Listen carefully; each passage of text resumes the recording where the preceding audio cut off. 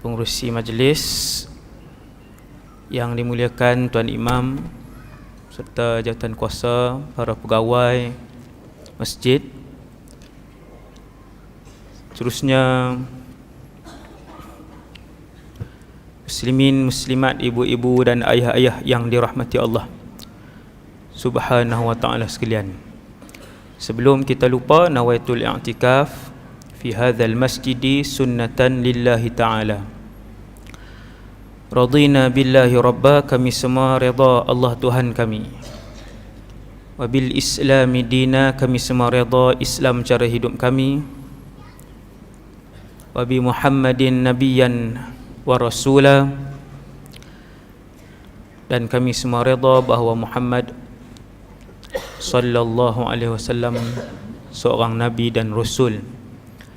Allahumma inna amsayna nushhiduk wa nushhidu hamalata arshik wa malaikataka wa jami'a khalqik annaka antallah la ilaha illa anta wahdaka la syarika lak wa anna Muhammadan abduka wa rasuluk.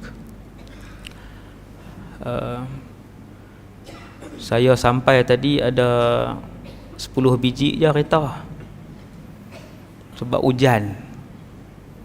Ni penuh masjid lah.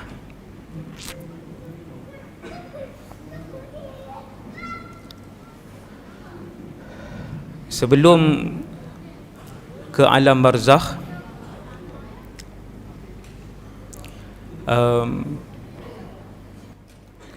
kita sekarang ni, selepas kita semua di alam roh, lepas dah alam roh, lepas dah, kemudian saya tak mau cerita panjang lah alam roh. Alam roh ni semua roh pernah duduk sekali. Roh Fir'aun, Abu Lahab, roh Nabi Musa, roh saya, roh Nabi Muhammad, semua pernah duduk sekali. Sehingga roh yang terakhir akan hidup di atas muka bumi ni semua dah pernah duduk sekali. Kemudian baru Allah Subhanahu Wa Taala lepaskan roh ni mengikut tahun dia dilahirkan. Itu roh. So, maka yang ada dalam masjid ni semua kita dah lalu alam roh, dan malam ni sebahagian daripada kehidupan kita. Lepas alam roh, kita pindah ke alam rahim. Selepas alam rahim, manusia berpindah ke alam dunia. Malam ni lah ni, dalam masjid ni. Dalam masjid, saya keluar balik rumah, esok pergi kerja, alam dunia. Nombor 3. Yang keempat, kita akan berpindah ke alam barzakh. Kemudian alam barzakh yang keempat, dan dia bukan akhirat. Alam barzakh bukan akhirat, tetapi dia adalah alam tersendiri selepas dunia dan sebelum akhirat. Wa min waraihim barzakhun ila yaumi yub'atsun. Dalam Quran sebut, dan selepas itu di belakang mereka ada alam barzakh sehinggalah hari kiamat. Maksudnya, lepas alam barzakh yang keempat, alam yang saya dan kita semua duduk dalam masjid ni, ada yang bulan depan akan ke alam barzakh, ada yang bulan 12 akan ke alam barzakh, wallahu a'lam. Kemudian lepas alam barzakh, malaikat tiup sangkakala pertama, tiup sangkakala yang kedua, kita semua akan bangkit menuju ke alam yang terakhir, nama dia alam akhirat. Poin nombor 1. Yang kedua, tuan-tuan sekalian, mati ada 5 hakikat yang saya akan sebut secara cepat.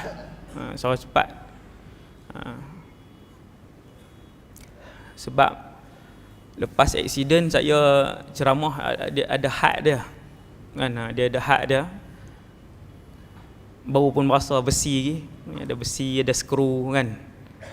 Telinga satgi dia tak dengar 2 minggu sebelah kan, dengar balik tak dengar pula seminggu, macam tu lah. Hak bahagian bocor tu, kalau fikir banyak dia sakit. Sakit. Maka dia ada had dia. no? Tuan-tuan mai ramai mana pun ceramah saya taratulah sejam lebih sikit. Hakikat pertama, semua yang bernyawa akan rasa sakit mati. Ada 5 bangsa makhluk yang ada nyawa. Kita duk ingat kita saja. Ada 5 bangsa makhluk yang ada nyawa dan akan rasa mati. Yang pertama paling masyhur sekali orang. Orang ni saya dan semua dalam masjid ni orang, dan tiap-tiap kita akan rasa sakit kematian itu. Satu, orang. Nombor 2, malaikat. Kalau kita perasan, selepas Israfil tiup sangkakala 1, wa nufikha fis sur, tu ayat dia. Fasa'iqa man fis samawati wa man fil ardi illa man syaa Allah. Selepas malaikat Israfil tiup sangkakala 1, semua malaikat juga akan mati. Tidak ada yang berbaki. Oh, malaikat pun rasa mati, Ustaz? Ya, malaikat pun akan rasa kematian. 1 orang, semua orang akan rasa sakit mati. Tuan-tuan ingat saya ceramah, saya tak takut ke? Kadang-kadang saya tak boleh tidur, walaupun saya yang ceramah, kan? Teringat tak boleh tidur. Hidup kau esok ni duduk atas katil, kan? Hidup lagi ke? Esok Allah bagi lagi ke? Sakit tetap akan rasa. Sebab tu Nabi ajak satu doa, Allahumma hawwin alaina fi sakaratil maut. Hawwin, bukan hawwin, bukan ha tu, hawwin, ha bulan. Allahumma hawwin alaina fi sakaratil maut. Tapi tak semua orang yang Allah izinkan untuk mulut dan lidah dia menyebut doa ini. Semua hafal dalam masjid ni, semua hafal doa ni, hampir semua hafal. Tapi semua ke Allah izin mulut dan lidah dia untuk sebut? Tak. Sebab apa? Yang tu tajuk ceramah lain. Tu tajuk ceramah lain. Kenapa banyak benda kita tahu tapi kita tak boleh pun buat? Tu sedih lah. Nombor 2, malaikat yang akan rasa sakit mati ataupun yang akan menempuh kematian. Malaikat, semua malaikat akan mati, termasuk malaikat maut. Dia selepas dia cabut nyawa malaikat Israfil yang tiup sangkakala tu, cabut nyawa malaikat Jibril, dia cabut nyawa malaikat yang menanggung arash. Ni antara yang lambat mati ni. Yang menanggung arash ada 8 orang. Kemudian Allah Ta'ala tanya, ya malakal maut man baqi. Nama yang Allah panggil dia dalam Quran, hak cabut nyawa ni, hak yang keistimewa, kemahiran dia cabut nyawa. Ta'ala, wahai malaikat maut, Allah Ta'ala tanya, panggil nama dia, man baqi, siapa yang masih ada? Malaikat maut kata, baqitu ana, tinggal aku wahai Allah. Wa baqita antal hayyul ladzi la yamut, dan telah berbakilah kamu wahai Allah, Tuhan yang maha hidup dan tidak akan mati. Mut ya malakal maut, matilah kamu wahai malaikat maut. Maka merasakanlah juga kesakitan mati ataupun kematian itu malaikat maut. Mati.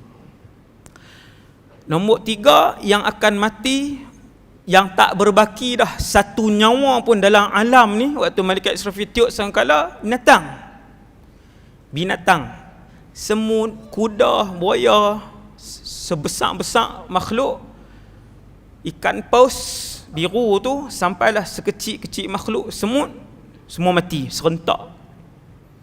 Kullu nafsin dha'iqatul maut.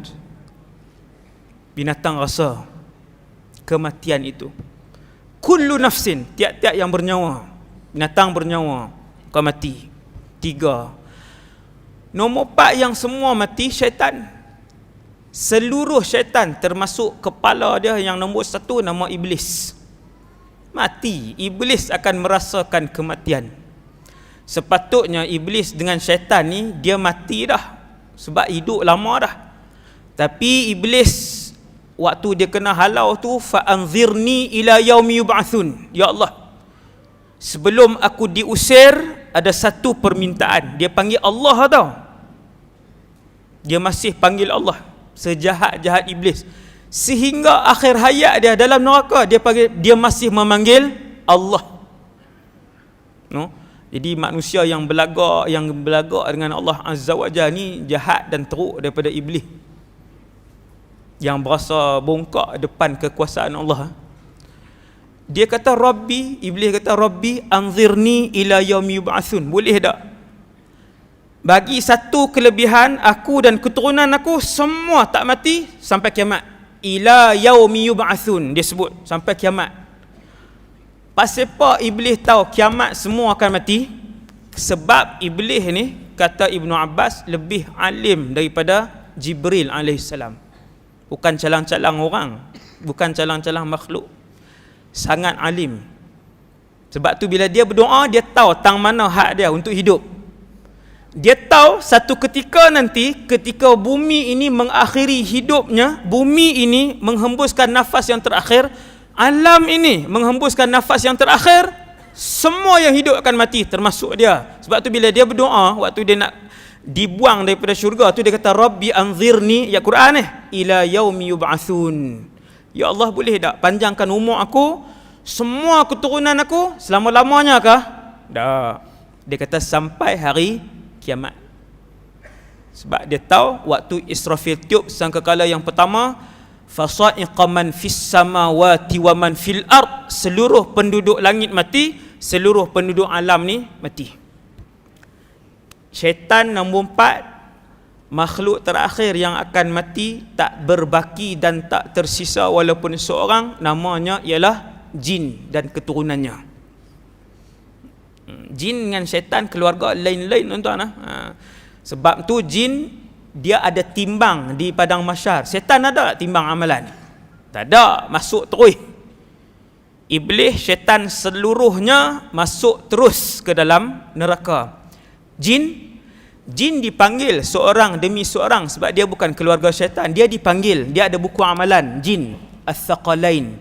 Allah sebut fa bi ayyi ala'i rabbikuma tukadziban, dua, manusia dan jin. Yang ada taklif manusia dan jin.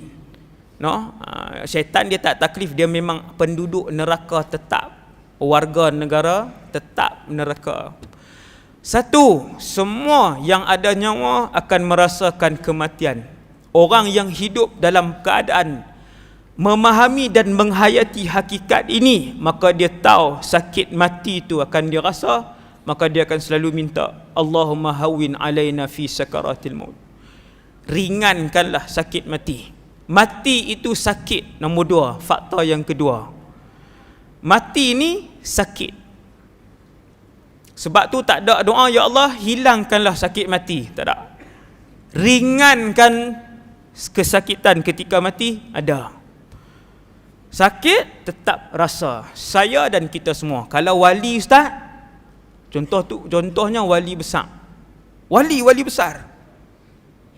Imam Junaid, kan wali-wali besar. Al-Imamun Nawawi, imam ramailah, ratus-ratus ribu kan.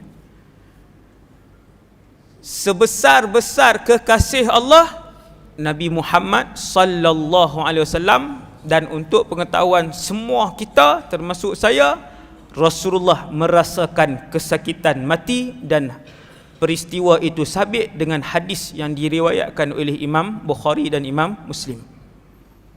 Nabi rasa, Nabi melalui sakit mati itu, kata Sayyidatuna Aisyah, yang mana Rasulullah wafat di dalam pangkuan ataupun di atas ribaan beliau, Sayyidatuna Aisyah. Dia tengok Nabi merasakan kesakitan mati itu. Sebab sakit akan mematikan semua orang.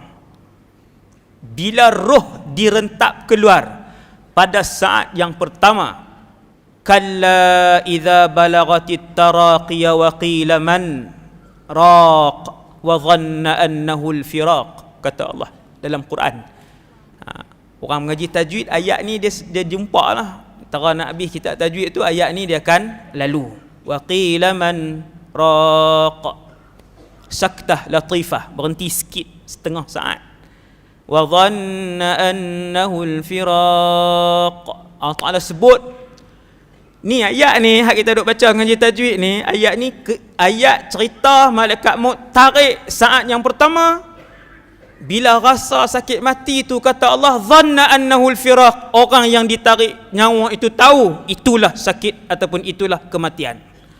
Firaq tu kematian, firaq. Dhanna dalam ayat ni bermaksud ayqana, dia yakin itulah kematian. Pasal apa waktu tu dia yakin mati ni? Orang duduk saja-saja kan baca surat abang, tak tarik, dia pun rasa sakit. Dia kata inilah mati. Pasal apa dia tahu yang tu mati? Kata para ulama tafsir, sebab sakit mati tak pernah dirasakan oleh mana-mana makhluk seperti kesakitan itu dalam kehidupan mereka. Wa dhanna annahu al-firaq. Subhanallah. Tuan-tuan sekalian, kanser tahap 4 sakit. Saya masuk hospital hari tu tak lama, dalam 20 hari. No? Tapi kalau duduk lama lagi, saya rasa sakit lagi. Kiri kanan kita, sakdi kawan nu mati, sakdi hak nu mati. Kan kita duduk, macam duk pusingnya giliran ni. Pakcik sebelah kanser tahap 4, sakit lah, sakit tengok dia kan. Masih berjuang lawan sakit. Makan lagi, senyum lagi, jalan lagi.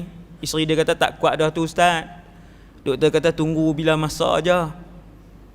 Kan sakit macam dibakar ni, tang ni nak masuk kemo tu kan, dia rasa macam dibakar. Dia ceritalah, kawan ni cerita sakit migrain, sakit gigi pun sakit. Tetapi ketika saya dan kita semua buat pertama kali merasakan sakit mati, saya dan kita semua ketika itu, waktu memandu ke, duduk atas katil ke, duduk tengah makan ke, duduk rehat tengok TV ke, duduk sembang ke, kita akan tahu inilah mati. Sebab apa? Sebab sakit mati tak ada siapa pernah rasa kesakitan tu dalam sepanjang umur hidupnya. Wa dhanna annahu al-firaq. Ayat tu, baca Quran tengok ayat tu tuan-tuan. Ayat pasal sakit mati, dan ketika orang tu ditarik nyawa dia pun kata kat diri dia, inilah mati. Inilah mati. Dia akan macam kita duk sembang lah ni tuan-tuan, sembang pasal masalah kita, sembang pasal macam-macam, sembang dengan diri sendiri. Duk dalam masjid sembang sorang-sorang dengan diri sendiri, duk dalam kereta sembang dengan diri sendiri. Waktu dicabut nyawa tu, kita akan kata kepada diri kita, inilah mati. Sebab sakit tu, sebab sakit itu tak pernah dirasakan oleh mana-mana orang. 3, 4. Seseorang itu akan mati seperti mana cara kehidupannya. Kalau hidup dia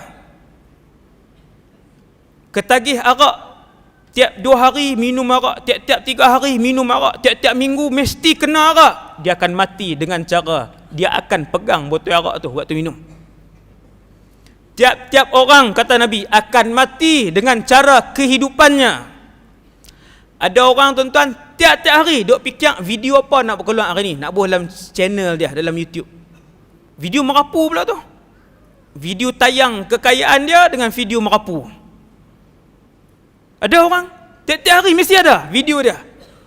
Dia nak tayang kekayaan dia ataupun dia nak buat benda merapu lah, benda hak tarik perhatian orang. Setiap hari dia fikir. Kita tengok dia 3-4 tahun dah macam tu punya cara hidup dia. Inna lillahi wa inna ilaihi raji'un. Hati-hati. Nabi sebut kalian akan mati dengan cara bagaimana kalian hidup. Hati-hati.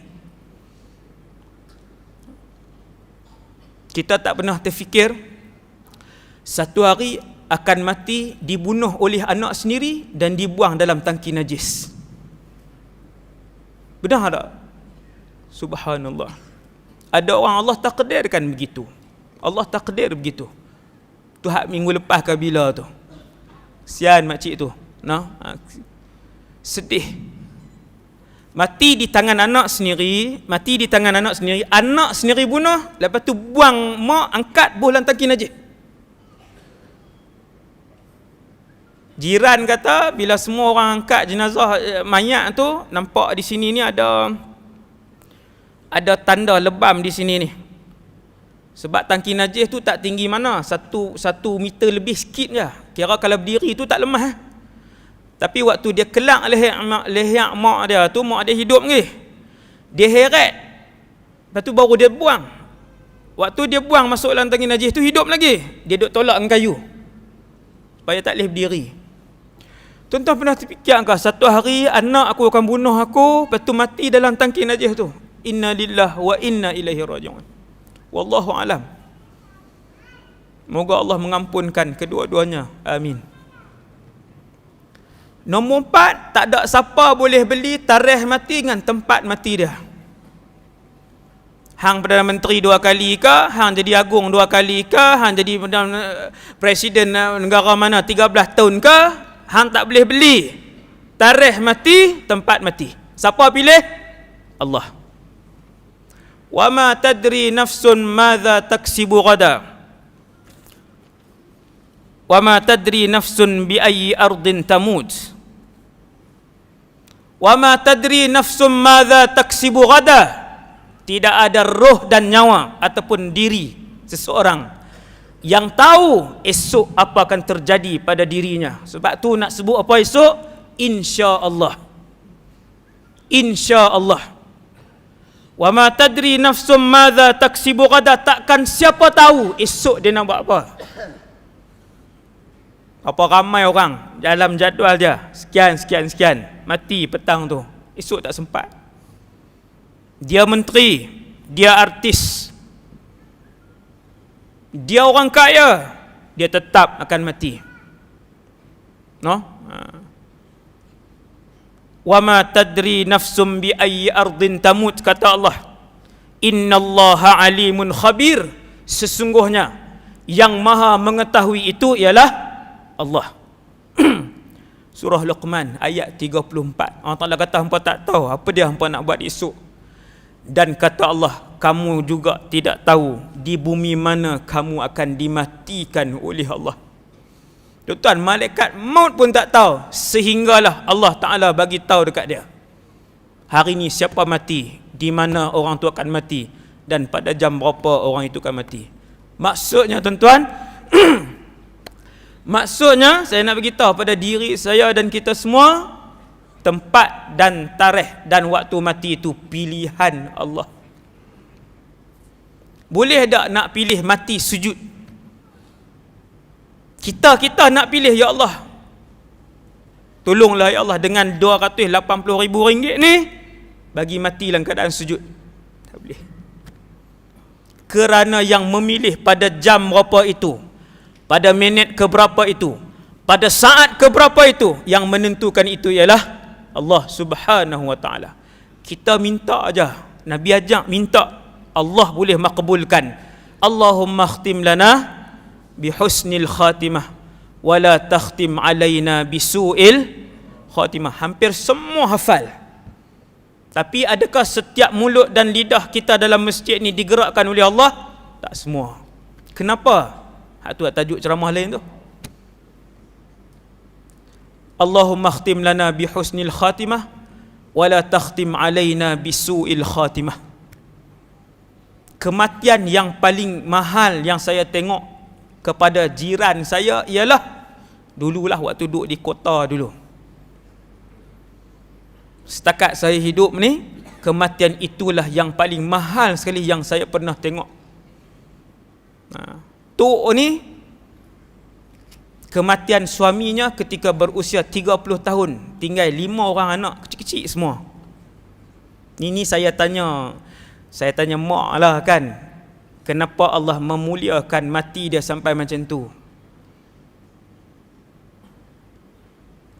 Ibu tunggal umur 30 dan dia membesarkan 5 orang anak tu dengan tulang 4 kerak dia.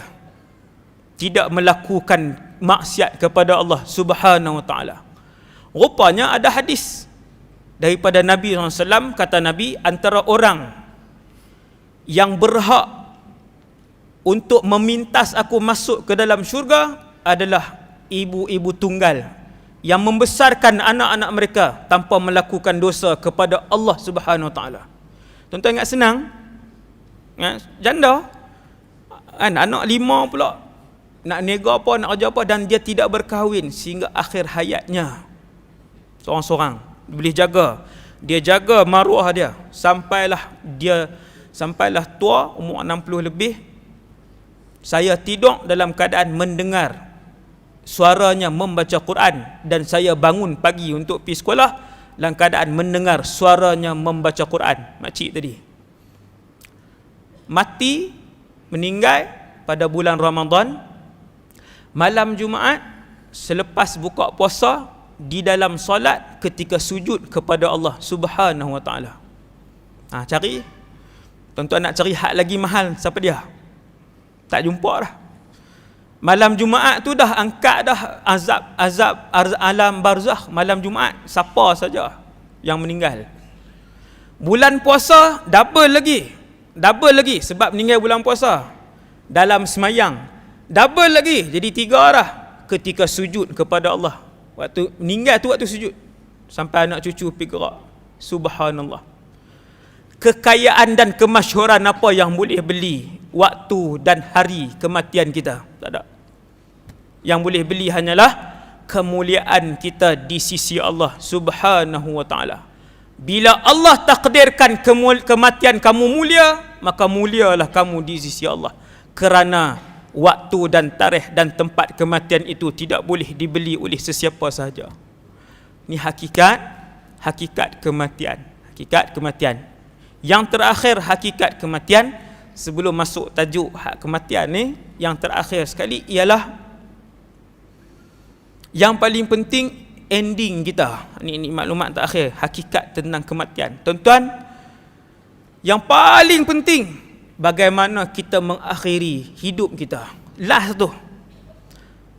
Ni sepanjang hidup ni penting untuk kita hidup dalam keadaan seluruh kehidupan kita, nyawa kita, harta kita kepada Allah Subhanahu Wa Taala. Tapi yang paling penting ending. Kerana ada orang dia semayang tak tinggal, puasa tak tinggal, tapi dia ending dia tak elok. Seorang wanita, dalam satu hadis Nabi kata ahli ibadah. Perempuan ni ahli ibadah tapi suka seksa binatang. Tu kita kata, tak ada kena mengena ustaz. Jaga. Hak duk suka tendang tendang kucing, katok kucing dengan menyapu, baling batu dekat anjing. Dia ingat binatang tak ada kena mengena dengan hidup dia. Kena mengena binatang dengan kehidupan manusia. Tu tajuk ceramah. Allah sebut dalam Quran satu ayat, wa idzal wuhushu husyirat, apabila semua binatang dimatikan di mahsyar nanti mereka akan dibangkitkan satu persatu berhimpun di mahsyar. Binatang. Tuan-tuan, ada tajuk khas tentang binatang ni. Jadi wanita ni dia kurung binatang, dia bubuh dalam sangkar, makanan pun dia tak bagi sampai mati. Kata Rasulullah, dia ni ahli neraka. Subhanallah. Masuk neraka dia, ending dia. Ada satu orang penjenayah besar. Dia bunuh 100 orang. Mula-mula dia bunuh 99 orang, kemudian dia bunuh seorang ni cukup 100. Hak ni bukan contoh. Yang ni Nabi cerita satu orang betul-betul hidup pada satu zaman dulu, punya jahat ni dalam masjid ni pun tak ada yang bunuh orang ni. Kita insya-Allah ni, dia ni punya jahat bunuh 100 orang. Jahat sungguh. Tapi satu hari dia duduk, dia kata, nak kena taubat ni. Pernah pergi kuliah kot dulu ni. Kan? Kemudian baru jadi jahat, baru jadi buah. Dia kata nak kena bertaubat. Laki ni nak kena taubat kepada Allah. Dia pun pergi cari tok guru. Tok guru tu pun suruh dia pindah keluar, sebab tempat dia ni orang berzina banyak, majlis ilmu tak ada semayang jemaah. Kampung dia tu. Tok guru tu kata, duduk mana? Dia sebut sekian-sekian. Sungai Petani pun ada agak tempat macam tu. No? Sebut je, lepas tahu tempat tu sakan. Tuan, no? Tempat tu sakan. Tok guru tu kata kena keluar. Dia pun balik, kemas barang, keluar, tinggalkan kampung yang tak elok tersebut. Keluar tengah perjalanan, malaikat maut mai ambil nyawa dia. Ini cerita bila kita dicabut nyawa. Saya tak pernah keluar tajuk, insya-Allah. Saya takkan keluar tajuk. Bila malaikat maut ambil nyawa, roh akan ada di tangan malaikat maut. Tuan-tuan tak payah risau, semua orang akan tengok muka malaikat maut. Semua orang. Kalau mati dalam keadaan yang baik, husnul khatimah, malaikat maut datang dalam keadaan yang berseri-seri. Tapi kalau mati dalam keadaan yang buruk, su'ul khatimah, malaikat maut datang dalam keadaan wajah yang bengis. Bila laki ni mati, dia mati, malaikat maut pun pegang roh dia. Roh saya dan tuan-tuan akan berada di tangan malaikat maut. Macam mana? Nanti semua orang akan tengok. Tak payah takut, tak payah tergesa-gesa. Bila ada di tangan malaikat maut akan serahkan kepada kumpulan apa pula dah? Kepada sama ada kumpulan malaikat rahmat atau kumpulan malaikat azab. Tuan-tuan sekalian, bila kita mati, Allah akan hantar satu pasukan. Punya ramai pasukan ni bertindan-tindan, bersusun-susun sampai ke langit. Kalau mati baik, pasukan yang mai, malaikat rahmat, semua senyum, kata Rasulullah, semua bercahaya. Wajah mereka bercahaya, semua muka manis, mai sambut kita. Sekali saya sebut apa mereka akan sebut kepada kita. Perkataan apa yang akan didengari oleh tuan-tuan dan saya pada hari pertama kematian. Ada beberapa perkataan yang kita akan dengar. Yang saya sebut malam ni, hari kematian itulah saya dan kita semua akan mendengar perkataan tersebut. Sebab Allah cerita dalam Quran, dia tak ada khilaf. Dia tak ada hadis sahih ke hadis dhaif. Hak ni yang Allah sebut dalam Al-Quran. Bila malaikat maut pegang roh laki-laki yang nak bertaubat ni, hari pertama nak taubat, mati hari pertama, pegang roh, nak bagi, dua-dua pasukan malaikat turun. Dua-dua pasukan malaikat turun. Pasukan malaikat rahmat pun ada, pasukan malaikat azab pun ada. Malaikat maut kata, ni siapa nak ambil roh dia? Pasukan malaikat rahmat kata, kami lah. Peristiwa tu tuan-tuan tak pernah jadi. Itu kali pertama dan terakhir sampai kiamat. Tuan-tuan duk kata, kita mati nanti jadi macam tu juga apa? Tu salah perasan. Satu kumpulan je turun mai. Laki-laki ni pasal apa dua kumpulan? Pasal ni cerita lah ni. Malaikat rahmat kata, pasukan malaikat rahmat kata, kami ambil roh dia sebab ja'ata iban muqbilan biqalbihi ilallah. Dia datang dalam keadaan bertaubat, membawa hati yang membuak-buak, yang suci kepada Allah Subhanahu wa taala. Kami yang akan ambil roh dia. Kata pasukan malaikat azab yang kesemuanya datang dalam keadaan rupa yang bengis. Rupa yang bengis. Tuan-tuan nak rasa rupa yang bengis, tuan-tuan kena masuk penjara hak jenayah yang berat-berat. Alhamdulillah, dulu waktu saya waktu ceramah ada 80 tak banyak sebulan kan, 70-80 tu dululah waktu sebelum aksiden kan.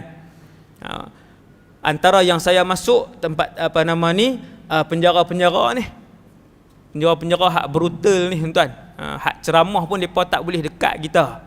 Pakai baju warna-warna depa tu lah, hak baju kan. Hak masuk penjara dah dia tahu. Tuan. Ni saya nak cerita. Bila Nabi sebut, ni saya belajar dalam kehidupan ni. Nabi kata, bila mai pasukan malaikat azab dalam keadaan rupa yang bengis, membuatkan kalian akan menggeletar. Sebelum belajar dalam hidup ni, saya kata, awak rupa yang bengis, awak jegir.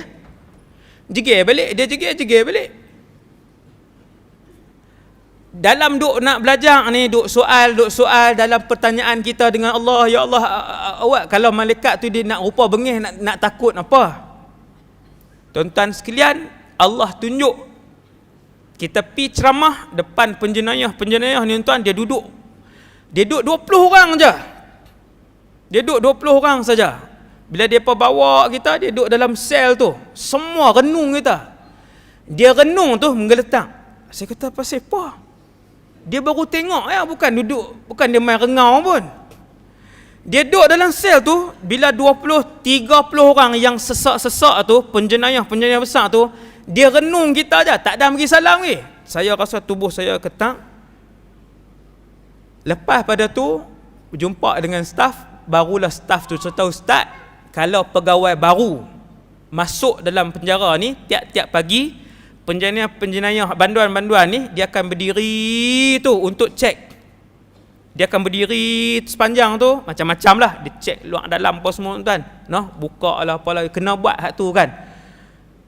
Kalau staf polis atau polis baru dia masuk tu, depa yang 60 orang ni renung saja staf ni, sampai ke hujung dia nak lembek kaki dia nak terbalik. Staf baru masuk, staf lama akan ikut, sampai di hujung dia akan bawa bimbing, dia kata macam mana nak terbalik, dia tahu. Renung je tuan-tuan. Subhanallah. Saya dah rasa benda tu, bila saya tanya, rupanya memang pun termasuk staf-staf penjara ni. Tanya hak polis-polis hak memang jaga dalam penjara ni, yang duk cek banduan tiap-tiap hari. Pengalaman hari pertama ni dah 5 tahun dah lah. Dah 8 tahun dah hari pertama tu. Ketak satu badan. Subhanallah. Baru renung saja. Hak tu orang tuan-tuan. Kalau malaikat renung, baru saya faham renungan tajam dan bengis para malaikat. Kata Rasulullah, kesemuanya datang dalam keadaan rupa yang bengis. Sudul wujuh, muka mereka kehitaman. Kita tengok hitam tuan-tuan, kita tahu ketika itu kematian kita su'ul khatimah. Tahu dah, mati tak elok ni, mati tak elok, habis kita. Kemudian hak cerita lelaki ni, tak sah ni, dua-dua malaikat azab pun minta roh dia. Kata malaikat azab, roh dia kami yang akan bawa, wahai malaikat maut. Sebab apa kata malaikat maut? Pasukan malaikat azab hak ramai-ramai yang muka bengis ni kata, li'annahu lam ya'mal khairan qat. Kerana lelaki ni hari ni dia bertaubat dan hari ni dia mati, satu rakaat pun, satu kebaikan pun belum pernah dia lakukan. Lah ni nak buat macam mana? Takhasamal fariqan, berselisih pendapat dua kumpulan malaikat. Allah Ta'ala hantar satu orang malaikat. Jawapan ada pada malaikat yang Allah hantar yang seorang ni, iaitulah malaikat yang dihantar itu kata, Allah mengarahkan kalian ukur tempat mati dia. Di mana tempat mati dia? Tempat mati dengan tempat baik yang dia nak pi, perkampungan baik yang dia nak hijrah. Kalaulah tempat mati dia dengan tempat baik yang dia sedang perjalanan pergi itu lebih dekat, maka pasukan malaikat rahmat sila iring dan ambil jenazah, ada bukan jenazah, ruh dia. Nak buat apa tuan? Satgi kita cerita. Depa nak ambil pi mana, depa buat apa dan depa kata apa kat lelaki ni. Dan kata malaikat yang Allah hantar yang seorang ni, dan sekiranya tempat mati dia dengan tempat kampung halaman dia yang tak elok yang dia tinggalkan itu lebih dekat, maka pasukan malaikat azab sila ambil dan uruskan ruh dia. Maka mereka pun mengukur tempat mati tersebut, lelaki tersebut. Maka mereka mendapati, kata Rasulullah, tempat mati lelaki itu lebih dekat dengan tempat baik, kampung baik yang dia tuju, sejengkal sahaja. Jengkal. Ending tuan-tuan, ending. Sejahat apapun seorang hamba Allah itu, satu hari insya-Allah Allah akan lintas dan lemparkan hidayah ke dalam hatinya. Kalau ketika Allah lemparkan hidayah dalam hatinya, dia bertaubat, maka dia lebih mulia daripada kita kalau dia mati waktu tu. Sebab tu jangan pandang orang, tengok-tengok orang terus, dia ni jenis jahat ni, dia dengan anak dia semua sama. Tu dia ngumpat tu. Bukan seorang, dia bos satu family, 6 orang. Hasbunallah wa ni'mal wakil. Habis hakikat kematian. Pada hari kematian, tajuk mati ni 5 kali dah Al-Hijrah ulang. Depa tak cemui-cemui, mai ramai lagi malam ni. Kan? Al-Hijrah ulang, saya tengok ya Allah 5 kali dah. Kan?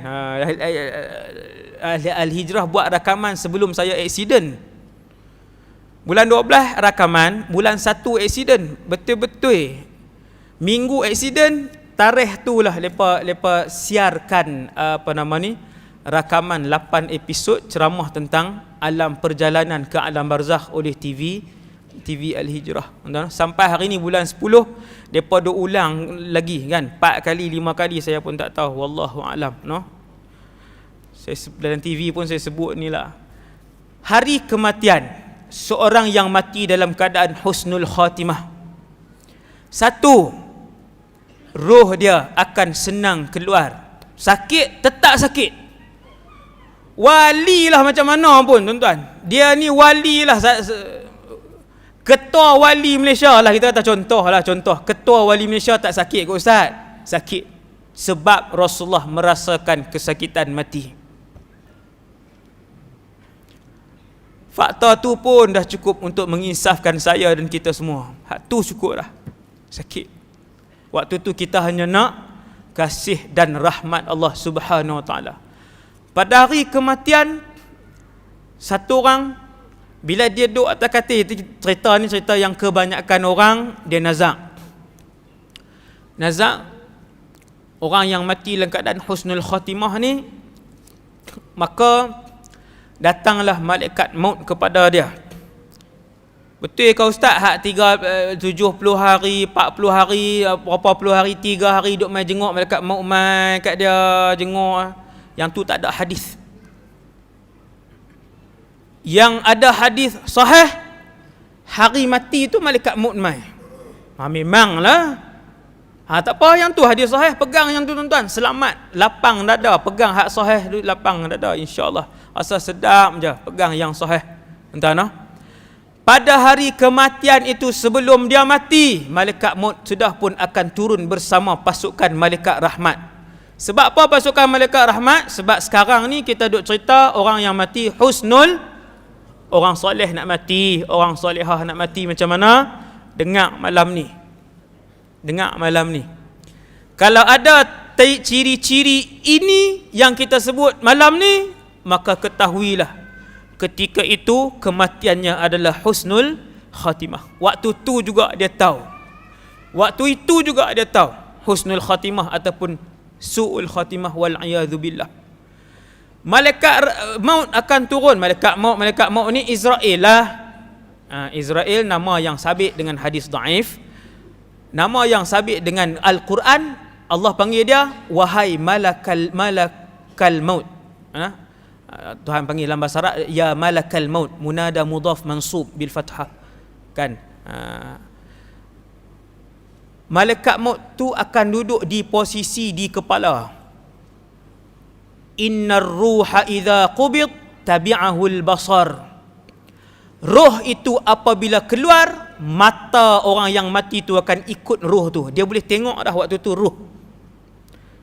Roh ni satu benda yang sangat ganjil. Duk tang mana roh tuan-tuan? Roh ni duk tang mana? Roh dan hakikatnya, itu satu tajuk ceramah khas. Roh dan hakikat unik. Roh ni benda yang cukup unik. Satu orang bila mati tuan-tuan, tubuh ni orang tak pandang dah. Orang akan korek lubang, boh dalam lubang, orang akan buih. Pasal apa? Pasal tak ada roh. Padahal duit dia ada lagi. Jawatan dia orang buang dah, Datuk Seri. Tak ada siapa buang bila dia mati. Orang duk panggil Datuk Seri situlah. Ada orang lepas mati, orang bagi jawatan, orang bagi tun kat dia. Orang tak buang. Tapi pasal apa orang buang tubuh dia masuk dalam lubang? Pasal roh tak ada. Yang berharga roh ke tubuh dia? Roh dia itu yang berharga. Yang berharga nyawa dia, yang berharga harta dia ataupun roh dia? Roh dia yang berharga, bukan harta dia. Ini baru nampak ni. Yang berharga ni pangkat dia ke roh dia? Roh dia yang berharga, pangkat dia tak berharga. Yang berharga ni kecantikan dia, ketampanan dia ke roh dia? Roh dia yang berharga. Sebab orang tampan bila dia mati, orang tetap buang dia masuk di bawah kubur. Oh, baru faham. Malam ni baru kita faham. Yang berharga ni ruh kita. Ya ayyatuhan nafsul mutmainnah, wahai ruh dan jiwa yang baik, yang tenang. Irji'i ila rabbiki radiyatan mardiyah. Mai balik. Ayuh pulanglah kalian. Subhanallah. Yang berharga itu ruh. Yang berharga itu ruh. Jadi orang yang nak mati ni, malaikat maut dia duduk di kepala. Ni Nabi sebut dalam hadis yang sahih. Bukan di tepi tangan kanan, bukan tepi tangan kiri, bukan di lutut kanan, bukan duduk di tepi lutut kiri, bukan duduk di kaki. Malaikat maut akan duduk di kepala. Tapi tak payahlah kosongkan kawasan tu. Nampak teruk sangat pula. Kat kepala semua kosong ya. Orang tanya ni, duduk ni baca atas ni. Dia kata tu malaikat maut. Tang tu. Tuan, dimensi lain, dimensi tak sama. Kita di alam ni, mungkin di tempat ini juga jin, kan? Tempat, tapi dimensi yang berbeza. Di tempat ini juga mungkin ada malaikat, juga dimensi lain pula. Jin ghaib, malaikat pun ghaib. Tapi alam jin dengan alam malaikat yang ghaib dua-dua ni tak sama. Tak sama, tuan-tuan. Jin ghaib di alam lain, malaikat ghaib di alam lain, di dimensi yang berlainan. Subhanallah. Mungkin tempat yang sama tapi dimensi yang berlain. Malaikat maut pun duduk ni kepala, ni nazak tadi inilah, ni nazak. Malaikat maut akan duduk di sini. Tunggu siap dah. Waktu tu berasa dah, tuan-tuan. Berasa, dia mai berombak, berasa, hei awak ni kan, main seram sejuk ke. Ada orang tak ada perasaan seram sejuk apa pun. Duk makan elok je, duduk 15 minit duk rehat, lembik. Kan? Habis sarapan dia pun piduk kat ruang tamu, suruh bini dia ambil ayak, orang perempuan ambil ayak apa semua. Dalam duk pegang ubat ni, pergi ambil saya, isteri dia main-main lembik dah. Tuan-tuan, mati ni tak ada siapa tahu dan tak ada siapa nak tahu dan boleh rasa dia rasa nak mati dah ni pasal ni. Tak ada siapa boleh tahu kata duk berasa macam sehari dua dah ni.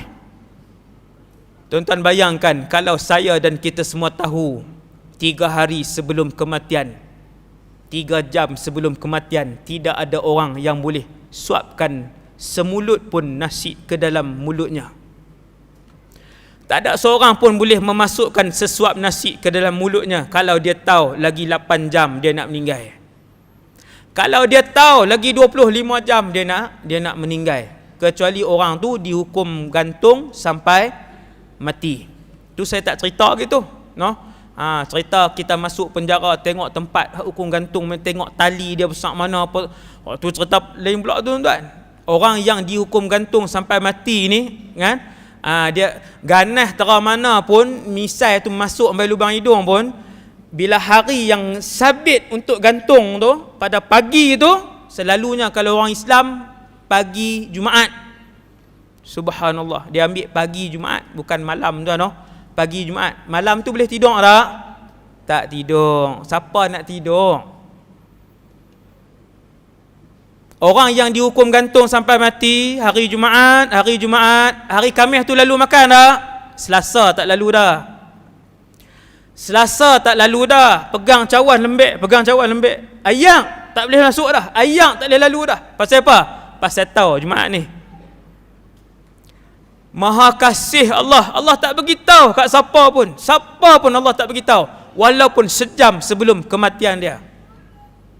Walaupun seminit sebelum kematian orang tu, dia tak tahu satgi dia nak mati. Ni tak ada kereta dah ni. Ni lancar tabung masjid. Dilancarkan tabung masjid. Subhanallah.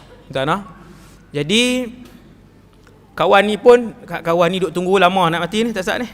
Berapa kali ni kawan ni kan. Berapa kali letak dah. Daripada tadi nak mati. Ni hak botol ni orang nazak.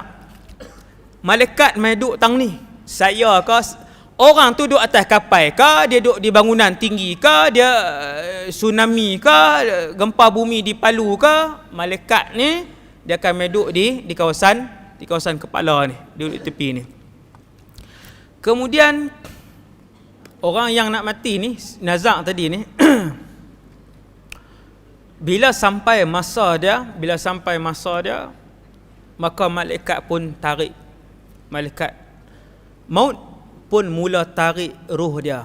Yang pertama, tadi saya sebut dah, dia tahu nilah mati. Bila tarik dengan perlahan tadi ni, kata Rasulullah, ni sebab yang mati ni husnul khatimah. Bila roh dia mula keluar, dia tuan-tuan, roh ni mula keluar, roh ni dia macam ayak ni, penuh, tuan-tuan bayangkan dia penuh. Bila dia mula keluar di kawasan kepala ni, yang kosong tang ni. Yang kosong ni bahagian ni. Tuan-tuan tengok saya tuang ayak ni. Saya terbalikkan botol ni, nampak dia kosong. Macam inilah perjalanan roh keluar. Dia keluar kot sini, kot kepala ni dia keluar, dan dia kosong di sini. Semua orang bila roh dia keluar kot kaki tu, dia boleh rasa di kaki ni tak ada benda, dia tak boleh gerak. Tapi roh duk berjalan keluar. Cuma bila orang itu husnul khatimah, yang rindu untuk menghadap Allah, yang rindu untuk bertemu dengan Rasulullah sallallahu alaihi wasallam, rindu untuk menghadap pencipta dia yang dia sembah setiap hari selama ni. Tuan-tuan, orang yang mati ni akan menghadap Allah. Ini perjalanan roh yang saya akan cerita malam ni. Tuan-tuan, akan menghadap Allah, Tuhan kita yang kita rindu. Ada orang bila kita sebut dia rindukan pencipta dia, rindukan Tuhan dia, dia tak boleh nak feel. Dia kata rindu macam mana? Habaq kalau rindu anak-anak boleh faham.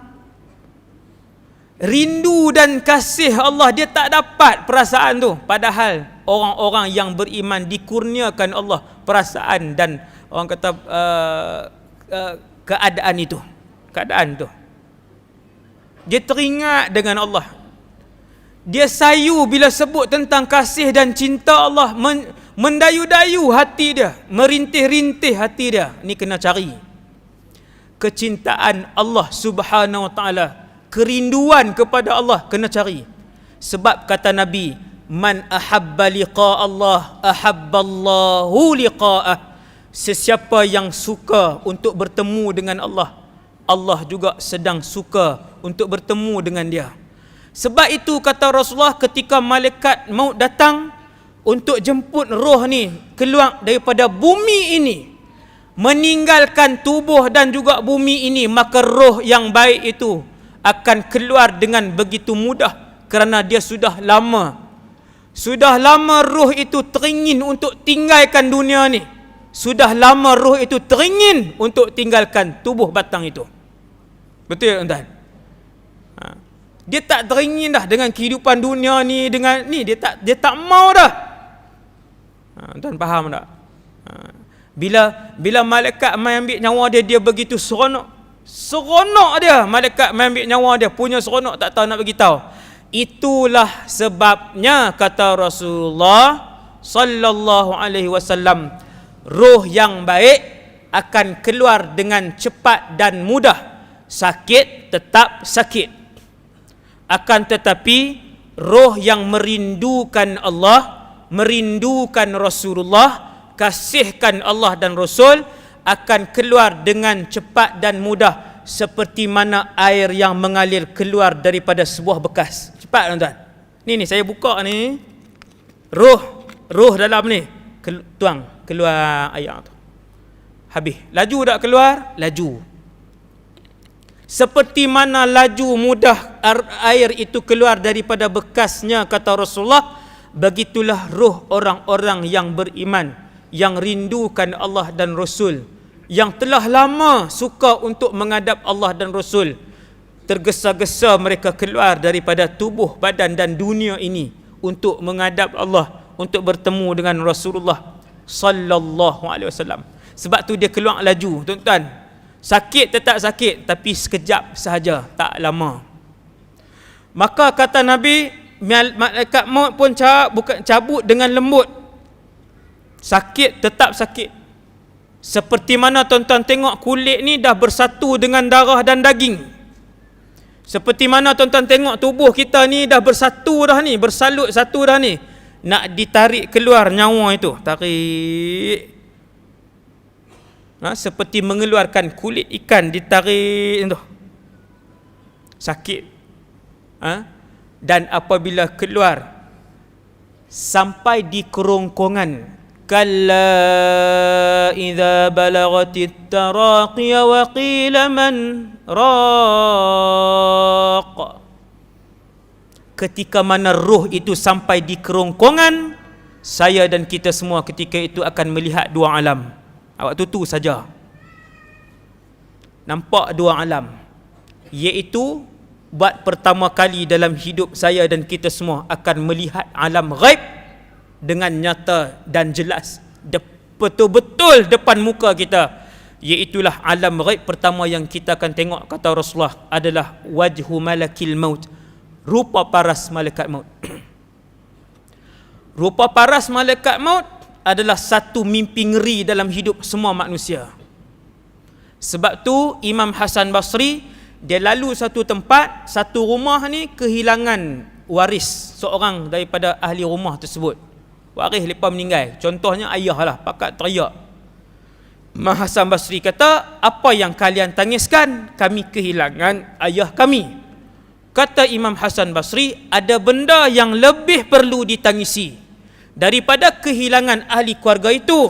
Maka mereka tanya, wahai Imam, apa benda yang perlu lebih kami tangiskan daripada kehilangan satu daripada ahli keluarga kami? Imam Hasan Basri kata, kerana sesungguhnya satu perkara yang perlu kamu tangiskan lebih daripada itu ialah kegerunan kita semua yang belum melihat wajah malakil maut. Rupa malaikat maut kamu tak tengok lagi, lebih ngeri daripada tangisan kamu kerana hilang ahli keluarga. Tuan-tuan, hari itu kita akan tengok, bila roh sampai di kerongkongan, Allah arahkan malaikat, tutup pintu taubat dia selama-lamanya. Selama-lamanya dia takkan lagi boleh bertaubat kerana roh sudah sampai di sini.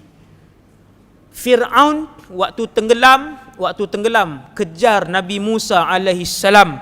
Ketika roh Fir'aun telah sampai di kerongkongan, ni sampai di sini, dia panggil dalam bahasa Arab ghargharah. Hak bunyi hak bunyi tu. Ada orang bunyi kuat, ada orang bunyi sikit ni.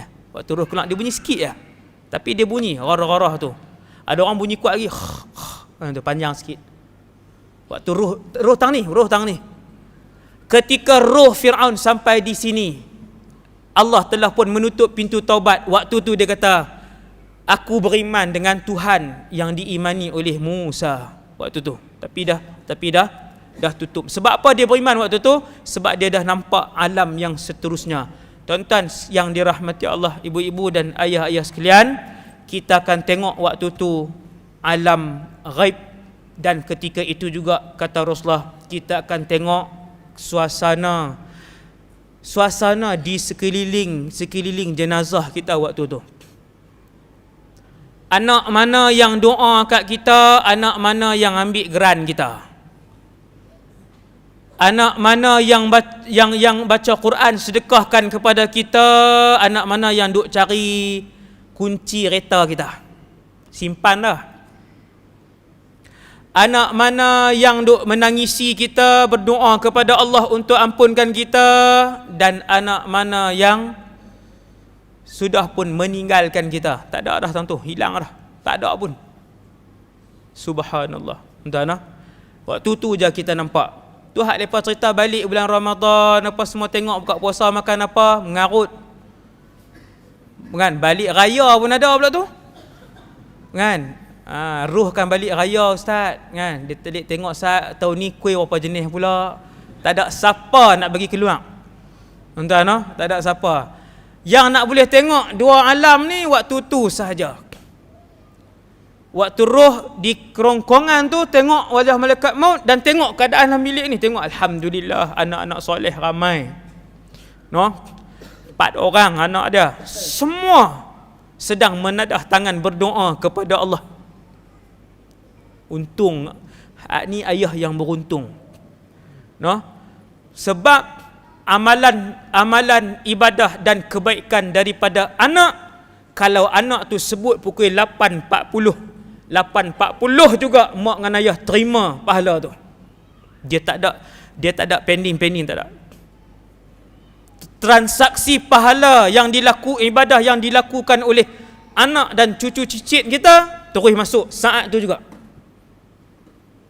Seorang anak soleh, kalau dia kata Rabbirhamhuma kama rabbayani saghira, pukul 9 pagi lah sampai ke ayah dengan mak dia dalam kubur tu. Tuan-tuan bukan payah pun, Rabbirhamhuma kama rabbayani saghira. Tapi berapa ramai yang boleh sebut 5 kali, 10 kali kepada mak dengan ayah dia? Tak ramai. Maka ruh yang baik ni pun keluar, duduk di atas tangan. Waktu tu kita pun tengoklah satu, kita akan tengok ruh kita. Tengok baru waktu tu baru tahu hak ni ruh. Tuan-tuan, ni saya sebut ni bukan saya pernah tengok. Kan? Yang saya sebut ni maksudnya saya pun waktu tu lah, hak ni dia ruh. Tengok pula malaikat maut, tengah-nganga lah kita, tuan-tuan. Tak tercakap apa. Manusia ni tuan-tuan bukan malaikat maut. No? Dia tengok toyol pun berhenti, terpacak lah tengok tu. Halui lari-lari kan. Contoh. Nampak toyol pun berhenti lah tengok. Kalau tengok malaikat maut macam mana? Memang diam 1000 bahasa. Tengok duk atas tangan pula, baru kita nampak yang ni nama dia ruh. Lalu malaikat maut pun serahkan ruh yang baik ini kepada pasukan malaikat rahmat. Sebab apa? Mati husnul khatimah. Kata Rasulullah, pasukan malaikat rahmat ni datang ramai, bersusun-susun sampai ke langit, punyalah ramai. Bidul wujuh, wajah mereka kesemuanya ceria dan bersinar-sinar. Semua main senyum kat kita. Tuan-tuan tahu apa mereka sebut? Innal ladzina qalu rabbunallah thumma istaqamu tatanazzalu alaihimul malaikatu alla takhafu wa la tahzanu. Ini ucapan dia. Kumpulan malaikat rahmat ni bila dia turun, dia mai sambut ruh yang mati husnul khatimah. Dia buat mai turun kafan daripada syurga, wangi-wangian daripada syurga. Lalu dikafankan ruh ini. Wallahu alam, kita tak tahu macam mana hakikat dia, tak tahu. Hari mati ni kita tahu. Hak meninggal minggu depan, dia boleh tengoklah macam mana malaikat rahmat buat mai kafan daripada syurga, wangi-wangian daripada syurga. Malaikat rahmat mai kat dia pada waktu dan hari pertama kematian dia. Malaikat rahmat kata, ni tak apa, tak payah takut. Tuan-tuan, ni ayat ni. Innal ladzina qalu rabbunallah, mereka-mereka yang mati dalam keadaan beriman dan sentiasa menyebutkan dalam kehidupan mereka, Tuhan kami Allah. Radina billahi rabba, kami redha, kami senang hati Allah Tuhan kami. Thumma istaqamu, kemudian mereka istiqamah melakukan kebaikan dan ketaatan kepada Allah sampai mati. Tatanazzalu alaihimul malaikatu, kata Allah turun pasukan malaikat rahmat pada hari kematian, hari pertama kematian.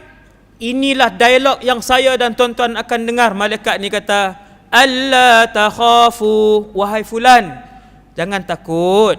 Ni kamu berpindah ke alam barzakh, jangan takut, kami malaikat rahmat.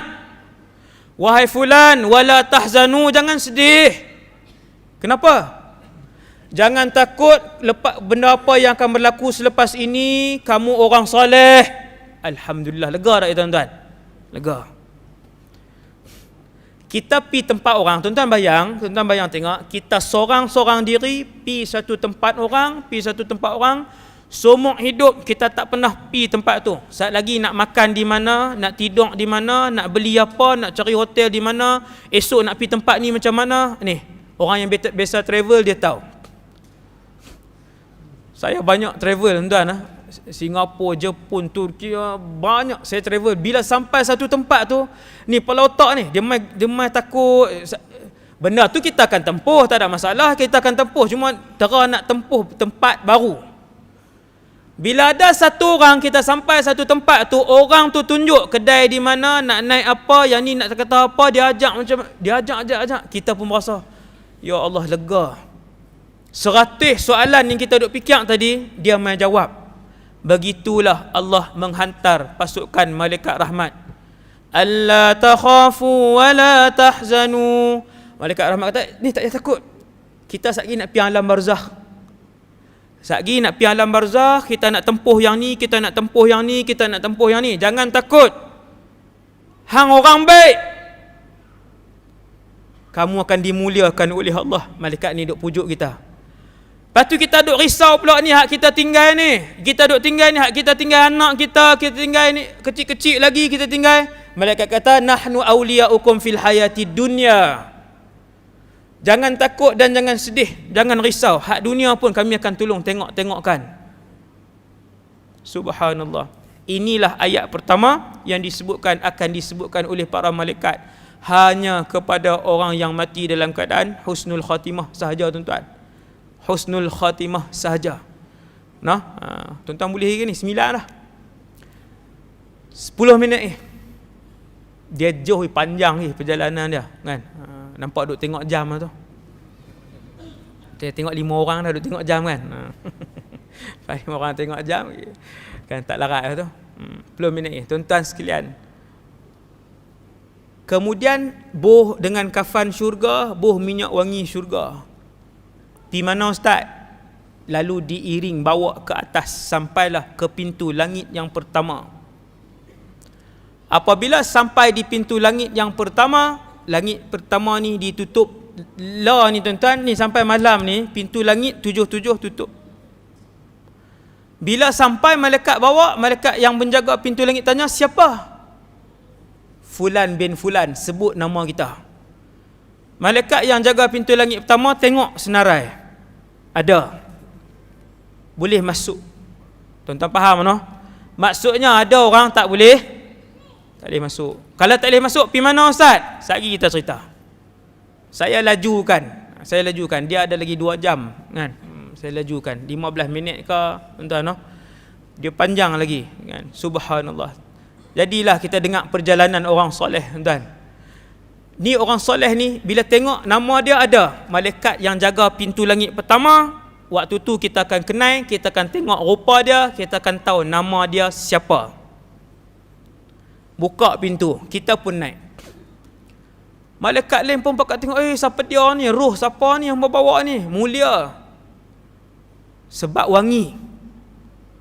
Seluruh malaikat yang duduk di langit pertama tanya-tanya, roh siapa, roh siapa? Lalu dijawab oleh para malaikat dengan nama yang paling mulia kepada lelaki ini, dengan gelaran yang paling mulia, bi ahabbil asma'i ilaih. Nabi sebut dalam hadis tu, dia akan dipanggil dengan nama yang paling dia suka. Ni roh haji ni, sekian-sekian. Orang baik tu yang bagus. Naik pintu langit kedua pun sama, nama apa? Fulan. Tengok senarai ada, buka. Sampailah ke langit yang ke-7. Bila sampai ke langit yang ke-7, ketika itu Allah Subhanahu wa taala akan memuji orang ni sebab mati husnul khatimah. Hamba aku ini menunaikan seluruh ketaatan dalam kehidupan dia kepada aku. Simpan buku amalannya di Illiyin. Tuan-tuan duk baca Quran, kalla inna kitabal abrari lafi Illiyin. Illiyin ini adalah nama satu tempat.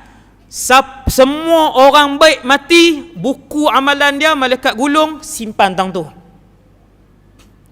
Lepas tu kalau hak hidup macam kita ustaz, yang hidup macam saya dan kita semua, sampai malam ini malaikat sedang membentangkan buku kita dan sedang ditulis apa yang sedang kita lakukan. Hari mati, malaikat pun gulung, selitkan pasukan malaikat rahmat naik atas. Allah Ta'ala kata, buku dia di satu tempat nama Illiyin. Apabila telinga kita ketika itu ataupun roh kita waktu itu dengar Allah arahkan simpan buku kita di Illiyin, maka ketahuilah bahawa kita di kalangan orang soleh, insya-Allah. Orang soleh tuan, lega dah waktu tu. Lega dah. Sebab tuan-tuan tak dengar lagi azab hak dalam alam kubur ni macam mana. Muqaddimah sebelum pi neraka, azab dia macam mana. Hak tu memang tak dan terus dah lah. Tuan-tuan, turun, habis jumpa, menghadap Allah, buku dia simpan di Illiyin, dia pun turun, pi ke mana? Pergi ke alam barzakh. Di mana? Wallahu a'lam. Tetapi turun ke mana? Turun ke langit dunia sampai habis langit 1 dan turun ke bumi. Di dunia ni apa jadi kepada jenazah kita?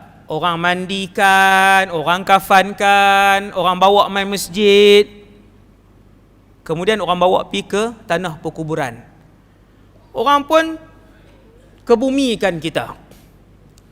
Habis orang baca tahlil apa, doa apa semua, Tok Imam and the gang paling awal sekali lah. Takkan nak tunggu buat apa? Bukan kehidupan tempat orang mati. Ahli keluarga kita tunggu ustaz? Tak ada ahli keluarga tunggu seminggu, saya tak pernah nampak lagi. 3 jam ahli keluarga pun balik. Isteri tercinta kah, suami tercinta kah, anak tercinta kah, tak ada lagi yang duduk 11 jam, tak ada.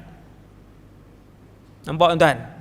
Nabi kata renungkanlah, kata Rasulullah, siapa yang akan menemani kamu. Nabi kata semua balik. Pangkat kamu balik, kemasyhuran kamu balik, harta kamu balik, anak isteri tercinta kamu balik. Yang tunggu di situ hanyalah amalan kamu sahaja. Sehinggalah apabila orang terakhir meninggalkan tapak perkuburan, kalian akan mendengar bunyi derapan kaki orang itu. Antara benda yang penduduk alam barzakh dengar, sabit dengan hadis yang sahih yang ni. Sebab tu ulama khilaf. Ada ulama kata orang di barzakh dengar apa yang orang luar cakap. Ada ulama kata orang di barzakh tak dengar. Ada ulama kata dengar. Bukti dia apa? Ada 2 bukti yang sangat kuat, iaitu 1, hadis sahih Nabi sebut mereka di barzakh pada hari kematian akan mendengar, hadis sahih, bunyi tapak kaki yang terakhir meninggalkan tanah perkuburan. Dengar tak? Dengar. Bunyi tapak kaki kita duduk dengar. Pak berjalan habis, tinggal kita. Tak ada siapa tunggu. Berapa lamakah daripada tempoh dikebumikan untuk turun malaikat Munkar dan Nakir? Ada jawapan dia daripada hadis riwayat Imam Muslim, iaitulah sekira-kira seekor kambing ataupun unta disembelih, tempoh seekor unta disembelih, dilapah dagingnya, dipotong-potong, kemudian dibahagikan daging itu. Tempoh tu kita katalah dalam masa lebih kurang sejam lah. Selepas 1 jam ataupun lebih kurang tu lah, selepas 1 jam ada orang kah di tanah perkuburan tu, tak ada orang kah, tetap akan datang malaikat Munkar dan Nakir. Ketika Rasulullah sallallahu alaihi wasallam duduk di kubur seorang sahabat yang baru dikebumikan, meninggal hari tu sahabat tu, Nabi duduk lama situ, Nabi tunggu, duduk lama. Tiba-tiba Nabi pun bercakap. Nabi kata sekarang mohon supaya Allah mengampunkan sahabat kita yang di bawah ini. Dan juga sekarang, kata Rasulullah, mohon supaya Allah melancarkan mulut dia untuk menjawab pertanyaan Munkar dan Nakir. Semua akan disoal. Maka kata Rasulullah, sekarang kita pohon kerana sekarang sahabat kita sedang disoal oleh Munkar dan Nakir. Tuan-tuan nampak tak tuan-tuan? Balik ke tak balik ke, lepas tempoh sekira-kira 1 jam, Munkar dan Nakir akan turun dan bertanyakan kepada roh itu. Apa yang berlaku di bawah sana tuan-tuan? Roh dikembalikan. Kalau tuan-tuan korek lubang waktu tu, memang tuan-tuan akan nampak dia tidur macam tu lah. Tetapi di alam sana roh dikembalikan. Ni kata keistimewaan dan kehebatan roh. Alam tu tuan-tuan tak boleh bayang, tapi Nabi sebut roh dikembalikan. Lalu kita akan didudukkan. Ini hari pertama tuan. Ini hari pertama. Kita pun didudukkan. Ni kita terlentang macam ni. Kan ada kiblat tu kan. Kita akan didudukkan macam tu. Kaki lurus lagi tapi duduk macam tu. Fayatihi malakan. Ketika itu datanglah dua malaikat, iaitulah Munkar dan Nakir. Lalu kedua-dua malaikat ini yang kata Nabi sallallahu alaihi wasallam, aswadan, tubuh mereka hitam melegam. Azraqani a'yunuhuma, mata kedua-dua mereka adalah biru. Ketika kedua-duanya bercakap, keluar api, butiran-butiran api daripada mulut mereka. Cakap keluar api. Di tangan mereka berdua ada penukul. Seandainya salah seorang mengetuk penukul itu di sebuah gunung, maka hancur berkecailah gunung itu. Gunung tuan-tuan, kepala kita ni bukan dengan gunung, dengan meja ni pun cukup dah, kalah dah. Cuba main tanduk tengok meja ni. Kan, tanduk 5 kali 10 kali, dia duduk macam tu meja ni. Kan, mungkin tergerak pergi sana ya. Nabi kata seandainya penukul itu diletakkan di atas gunung, ketuk macam tu, lazabat, maka hancur berkecailah gunung tadi. Kalau letak kat orang, semua orang dalam masjid ni tahu soalan dia 3-4 tu saja. 4 soalan je. Man rabbuka? Siapa Tuhan kamu? Maka ruh yang baik ini akan boleh jawab, kata Nabi, kerana jawapan itu bukan dengan pengetahuan kita, tetapi jawapan ketika itu adalah dengan amalan kita. Rabbi Allah, maka ruh yang baik akan jawab dengan lancar, Tuhan aku ialah Allah. Kata Nabi, kemudian dia tanya soalan kedua, apa kitab kamu? Apa kitab yang dijadikan rujukan oleh kamu? Kemudian siapakah lelaki yang diutuskan kepada kamu? Muhammadur Rasulullah. Soalan-soalan ni tuan-tuan, siapa Rasul kamu, siapa Tuhan kamu, apa kitab yang kamu gunakan? Al-Quran. Sesiapa yang berjaya untuk menjawab kesemua soalan ini, maka selesailah pada hari itu. Habis Habis. Lepas tu pergi mana ustaz? Ila rawdatin min riyadil jannah. Habis jawab soalan, habislah dia, selesailah dia sesi soal jawab. Bukannya sampai bertahun-tahun pun, habis jawab soalan tu, lulus dia.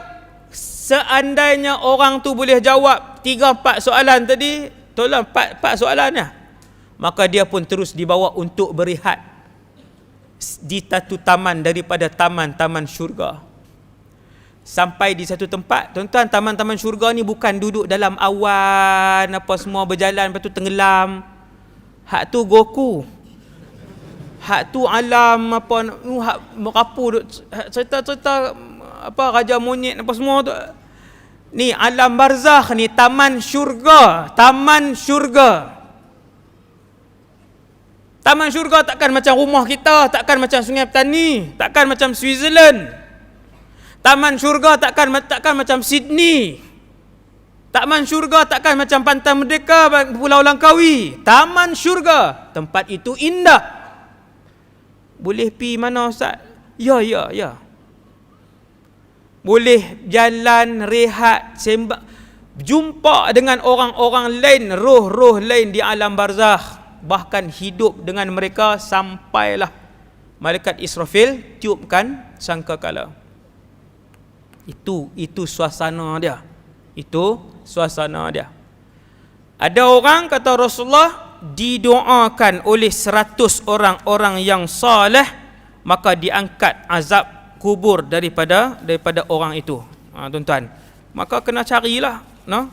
Kalau kita ni ramai orang-orang soleh di keliling kita, kawan-kawan kita ramai orang soleh, kematian kita siapa yang penuh? Orang soleh ramai kematian. Ramai yang mai pada hari kematian kita. No? Arwah Ustaz Murtada tu, Darul Murtada. Yang meninggal dengan saya pula nak sebut itu. Meninggal dengan saya, nak main ceramah macam mana? Yang aksiden dengan saya ni. Tuan-tuan, hari Ustaz Murtada meninggal, yang semayangkan jenazah dia. Sampai habis yang kolah. Dia orang berjalan kaki berapa kilometer parking. Ribuan orang-orang soleh yang berpakaian jubah serban kepiah. Penuh kita tengok. Saya tak ada lah duduk di hospital waktu tu, cakap pun tak apa nak betul lagi. Kan? Tapi orang cerita lah. Tuan-tuan, subhanallah. Dengan siapa kita menghabiskan kehidupan kita, depa-depa inilah yang akan memenuhkan pada hari kematian kita. Kalau kita artis, kita mati, penuh artis dekat tanah perkuburan hari kematian kita. Yang rambut zigzag pun ada. Ni rambut macam tu, pi juga.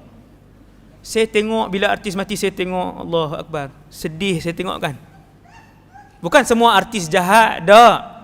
Tapi dah dia artis, bila dia mati, siapa penuh hari kematian dia? 70% artis semua. Artis kan. Kita tengok, kesian. Tapi kalau kehidupan kita penuh dengan orang soleh, di Ma'atafis, kita buat kebaikan di sana, buat kebaikan sini, kita hadir di masjid, kawan-kawan kita orang masjid, hari kematian kita ramailah yang orang-orang soleh tu datang. Tuan-tuan sekalian, Nabi kata ada 100 orang. Siapa yang pada hari kematian dia ada 100 orang yang berdoa kepada dia, yang orang soleh yang doa dia makbul, maka diangkat daripada dia azab kubur, ataupun diberi syafaat kepada dia. Apa bentuk syafaat tu? Antaranya azab kubur Allah Ta'ala angkat. Ada orang, tuan-tuan, dia tak baik sangat. Ni cerita dalam kubur juga ni, 9 dekat 9.20 lah. Last lah cerita ni, last. Last cerita ni, pakat-pakat beramai lah. Pakat-pakat beramai. Ada orang tak baik sangat pun, tapi Islam, semayang tak tinggal, puasa tak tinggal, adalah buat kesalahan. Mana makhluk tak ada buat kesalahan, tuan-tuan, termasuk yang sedang bercakap ni. Kecuali para nabi dan rasul je yang tidak berdosa. Makhluk lain besar mana pun serban dia, apa pun jawatan dia, maka dia ada dosa dengan Allah, antara banyak ataupun sikit saja. Tuan-tuan sekalian, ada orang dia mati ni kira fasik lah. Tapi Islam, dia tak pernah hina Allah, dia tak pernah hina hukum Allah, dia tak pernah tunjuk terang-terang maksiat yang dia buat macam ramai orang hari ni buat. Tak pernah dia nak tunjuk terang-terang, tak pernah. Bila dia mati, turun mai malaikat mungkar dan nakir. Ni cerita sahih ni. Mai malaikat mungkar dan nakir tanya dia, man rabbuka, siapa Tuhan kamu? Dia tengok muka malaikat nakir, dia kata la adri. Dia jawab, dia kata aku tak tahu. Tak boleh jawab.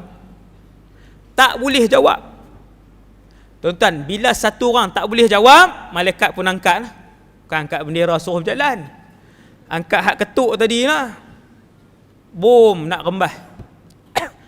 Satu orang ni bila malaikat nak rembah dia, tiba-tiba datang satu syafaat kepada dia.